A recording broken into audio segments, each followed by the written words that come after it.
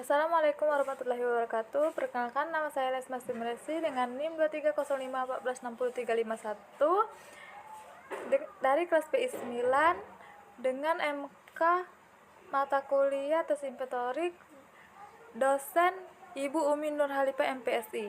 Nah, di sini saya akan memaparkan materi tentang PAPI Kognitif Test, di mana alat tes psikologi untuk mengukur kepribadian dan sikap kerja. Yang pertama itu ada latar belakang. Nah, PAPI Kognitif Test yaitu adalah salah satu alat tes psikologi yang digunakan untuk menilai kepribadian, sikap kerja, dan kecenderungan perilaku seseorang.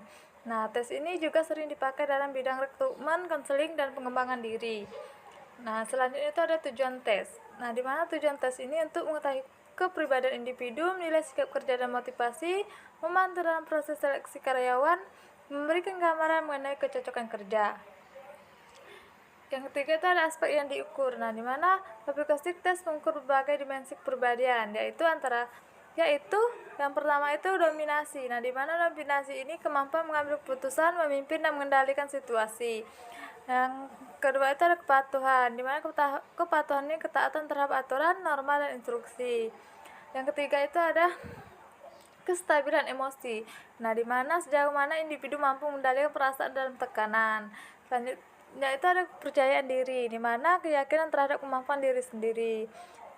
Selanjutnya itu ada tanggung jawab. Nah, di mana tanggung jawab ini yaitu kesediaan untuk menerima tugas dan melaksanakannya dengan baik. Selanjutnya ada kerjasama, di mana kerjasama ini kemampuan bekerja dalam tim, berkomunikasi, dan beradaptasi. Dan yang terakhir itu kecenderungan memimpin. Nah, di mana kecenderungan memimpin ini suatu dorongan untuk memimpin, memberi arahan, dan memotivasi orang lain. Selanjutnya itu ada kelebihan dan kekurangan, di mana kelebihan ini mudah digunakan dan dipahami, hasil cepat diperoleh, dan cocok untuk seleksi kerja. Di mana tes ini sederhana, cepat dikerjakan 15-25 menit, dan hasilnya dapat memberikan gambaran awal kepribadian kerja. Ini sangat membantu untuk kebutuhan rekrutmen. Dan yang kekurangan itu bisa dipengaruhi oleh subjektivitas responden, tidak selalu mencerminkan perilaku nyata, perlu digabungkan dengan tes lain. Nah, dimana karena berbasis pilihan ganda dengan forced choice, hasilnya bisa dipengaruhi oleh jawaban sosial yang diinginkan atau social disability bias. Artinya peserta bisa aja menjawab bukan sesuai dirinya, tetapi sesuai jawaban yang dianggap baik. Oleh sebab itu, tes ini sebaiknya tidak digunakan sendiri, melainkan dikombinasikan dengan tes psikologi lainnya.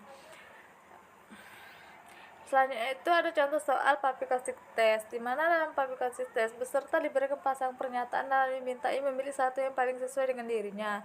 Contoh, saya senang mengatur pekerjaan orang lain, dan saya lebih suka mengikuti arahan atasan. Nah, jawaban yang dipilih akan dipetahkan ke dalam dimensi tertentu, misalnya dominasi, kepatuhan, atau kerjasama. Selanjutnya itu ada interpretasi hasil tes. Nah, di mana hasil PAPI Kognitif Test biasanya ditampilkan dalam bentuk grafik atau profil kepribadian. Misalnya, skor dominasi tinggi menunjukkan sifat tegas, asertif, dan berorientasi memimpin. Sebaliknya juga, skor kepatuhan tinggi menunjukkan orang tersebut lebih suka aturan yang jelas, teratur, dan aman. Nah, interpretasi tidak boleh dilakukan sembarangan karena membutuhkan keahlian psikolog agar hasilnya valid dan etis. Selanjutnya itu ada kesimpulan. Nah, kesimpulan ini yaitu PAPI Kognitif itu adalah salah satu instrumen populer dalam psikologi industri dan organisasi. Tes ini membantu memahami kepribadian, sikap kerja, dan potensi seseorang.